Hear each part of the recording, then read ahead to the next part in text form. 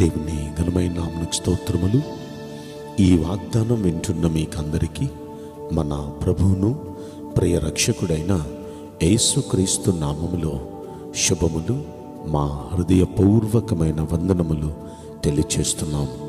ఈరోజు దేవుని వాగ్దానం లూకా శుభవార్త 2వ అధ్యాయము 10వ వచనం. భయపడకుడి, మహా సంతోషకరమైన సువర్తమానము మీకు తెలియచేయుచున్నాను. ఈ మంచి వాగ్దానం వింటున్న మనందరి వెనుకడిలో మన మంచి దేవుడు నెరవేర్చునుగాక. ఆమేన్. ప్రియ దైవ జనాంగమా, ఈ క్రిస్మస్ దినాన ఈ వాగ్దానం వింటున్న మీ అందరికీ మన ప్రభు అయిన యేసుక్రీస్తు నామములో శుభం జరుగునుగాక. ఇదిగో ఈరోజు మనకు వచ్చిన ఈ వాగ్దానం చూడండి. ఏ విషయంలో మీరు భయపడుతున్నారు? ఆర్థిక ఇబ్బందుల గురించి చూచి భయపడుతున్నారా? అప్పులు చూచి భయపడుతున్నారా? మీ అనారోగ్యాన్ని బట్టి భయపడుతున్నారా? మీ కుటుంబ సమస్యలను బట్టి భయపడుతున్నారా? మీ భవిష్యత్తు గురించి లేక మీ పిల్లల భవిష్యత్తు గురించి మీరు భయపడుతున్నారా? దేన్ని చూచి మనం భయపడాల్సిన అవసరం లేదు. మన భయాలన్నీ తొలగించడానికి మన కొరకు మన రక్షకుడు ఈరోజు పుట్టాడు. అదే ఈ క్రిస్మస్. ఆయన పుట్టిన ఈ శుభవేళ, ఆయన పుట్టడానికి గల కారణం మన భయాలన్నీ తొలగించి మన గుండెల్లో గొప్ప సమాధానం ఇవ్వడానికి ఆయన పుట్టారు. ఇంకొక మాట, మహా సంతోషకరమైన సువర్తమానం తీసుకొని వచ్చారు ఆయన. మనకు మామూలు సంతోషం కాదు, మహా సంతోషం కలగబోతుంది. ఈ లోకంలో ఏ వార్త విన్నా అన్ని దుర్వార్తలే కదా. అక్కడ ఈ యాక్సిడెంట్ అయింది, ఇంతమంది చనిపోయారు. ఫ్లైట్ యాక్సిడెంట్ అయింది, ఇంతమంది చచ్చిపోయారు. బస్ యాక్సిడెంట్ అయింది, ఇంతమంది చచ్చిపోయారు. లేకపోతే ఫలానా కరోనా వల్ల ఇంతమంది చచ్చిపోయారు. లేకపోతే ఫలానా ఈ విధమైన భూకంపం వచ్చి ఎంతమంది చచ్చిపోయారు. లేకపోతే సునామీ వచ్చి ఎంతమంది చనిపోయారు. లేకపోతే తుఫాన్ వచ్చి ఎంతమంది చనిపోయారు. లేచిన కానుండి పడుకునే వరకు ఇప్పుడు టీవీలో ఇదే వార్తలు, రేడియోలో ఇదే వార్తలు, న్యూస్ పేపర్లో ఇదే వార్తలు. ఎప్పుడు చెడ్డ వార్తలే. లోకమంతా చెడ్డ వార్తలతో నిండిపోయింది. అయితే అయ్యా, సంతోషకరమైన సువార్త ఈ లోకంలో ఏదీ లేదు. యేసుక్రీస్తు ప్రభు ఆయన శుభవర్తమానం తీసుకొని వచ్చారండి ఈ లోకానికి. సర్వలోకానికి సంతోషం ఇవ్వటానికి ఆయన వచ్చారండి. అయితే మానవునికి భయం ఏర్పడటానికి గల కారణం ఏంటి? ఆదాము హవ్వలను చేసినప్పుడు ఏదైనా వనంలో వారెప్పుడు సంతోషంగా అటు ఇటు ఆడుతూ పాడుతూ తిరుగుతూ ఉండేవారు. అయితే ఎప్పుడు ఆడుతూ పాడుతూ ఉండేవారు. ఒక రోజున వారికి భయం ఏర్పడింది. ఆ భయం ఏర్పడటానికి గల కారణం ఏంటి? దేవుడు వద్దన్న పని చేశారు. ఆ చెట్టులో ఒక చెట్టులో చూపించి ఈ చెట్టు ఫలాన్ని తినొద్దు అని చెప్పారు. ఆ చెట్టు ఫలాన్ని వాళ్ళు తిన్నారు. ఏ రోజు తిన్నారు? ఇక వారిలో భయం ప్రారంభమైంది. భయం మాత్రమే కాదు, ఆ భయం వారిని దాక్కునేటట్టు చేసిందండి. ఇంతకీ వారు భయం పట్టడానికి గల కారణం పాపమే. ఆజ్ఞ అతిక్రమించటమే పాపం. ఎప్పుడు పాపం చేశారో ఇక భయం స్టార్ట్ అయింది. ఇక దాక్కోవటం స్టార్ట్ అయింది. అందరితో ఆగలేదు. దాని పర్యవసానముగా శాపాలు స్టార్ట్ అయినాయి. ప్రియ దైవ జనాంగమా, ఈ శాపాలకి గల కారణం పాపమే కదా. ఈ భయానికి గల కారణం పాపమే కదా. ఈ రోజున ప్రపంచం ఇలాగే భయాల్లో ఉండటానికి గల కారణం పాపమే. శాపగ్రస్తమైన జీవితం అనుభవించడానికి గల కారణం పాపమే. రోగాలు అనుభవించడానికి గల కారణం పాపమే. అయితే ఈ పాపం పోగొట్టేవాడు ఎవరైనా ఉన్నారా?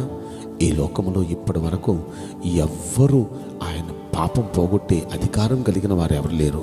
అయితే పాపములు పోగొట్టడానికి మనుష్య కుమారునికి అధికారం ఉంది.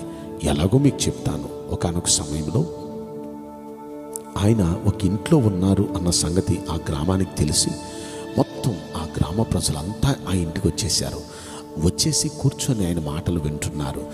క్రిక్కిరిసిపోయింది ఇల్లంతా. అప్పుడు కొంతమంది పెద్దలు వాళ్ళు ఏం చేశారంటే, ఒక వ్యక్తి చావు బ్రతుకుల మధ్య పక్షవాతంతో ఉంటే ఆ వ్యక్తిని పరుపుతో పాటు తీసుకుని వచ్చేశారు యేసయ్య ఉన్న ఇంటి దగ్గరికి. లోనకి తీసుకువెళ్ళడానికి అవకాశం లేదు. అలాంటి పరిస్థితుల్లో వారు చేసిన పని ఏంటంటే ఇంటి యజమాని దగ్గరికి వెళ్ళి, అయ్యా మీరు ఓకే అంటే ఈ యేసుక్రీస్తుకు ముందు కొంచెం ఖాళీ ఉంది, పైకప్పు కోసేసుకొని ఆ ఖాళీలోకి వీడు దించుదాం అనుకుంటున్నాం. ఎందుకంటే వీడు కాసేపటికి చచ్చిపోతాడేమో అని భయంగా ఉంది. వీడు చావక మునుపు యేసయ్య బ్రతికిస్తాడు, బాగు చేస్తాడని ఒక నమ్మకం. కాబట్టి వాడిని అక్కడ దించుతాను పర్మిట్ చేస్తే. సరే దించండి అన్నారు ఆయన. ఆ పైకప్పు కోసేసి యేసయ్య ముందుకు దించారు. వెంటనే యేసయ్య ఏమన్నారు చెప్పనా, నీ పాపములు క్షమించవని నువ్వు లేచి నీ పరిపెత్తుకున్నాడు అన్నారు. ఎప్పుడైతే ఆ మాట అన్నారో వెంటనే వాడు దిగ్గున లేచి వాడు పరిపెత్తుకొని నడవటం, పరిగెత్తడం స్టార్ట్ చేశాడు. ఎలా జరిగిందండి? ఆశ్చర్యపోతున్నారు అక్కడున్న వారంతా.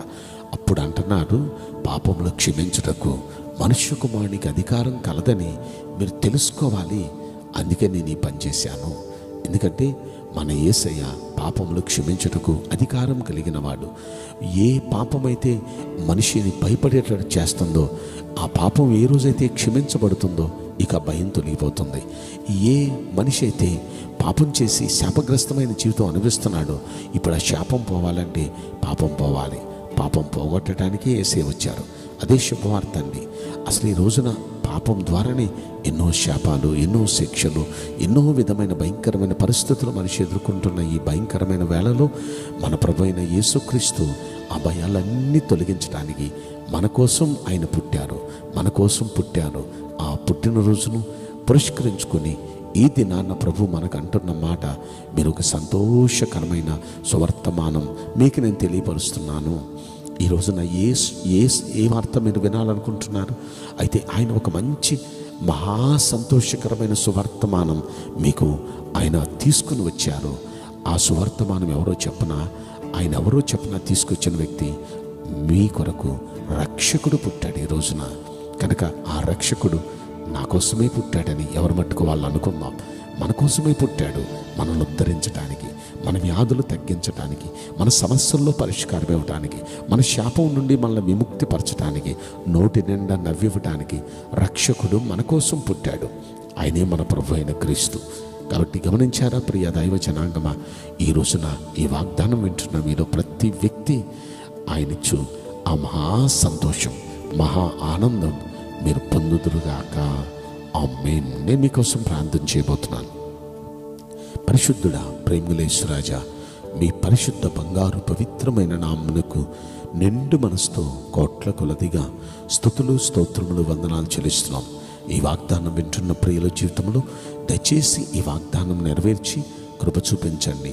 మీ బిడ్డలకు మహా సంతోషకరమైన సువర్తమానం మీరు సిద్ధం చేశారు.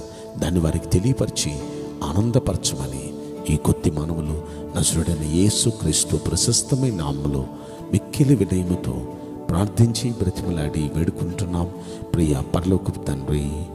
ఆమేన్. May God bless you all.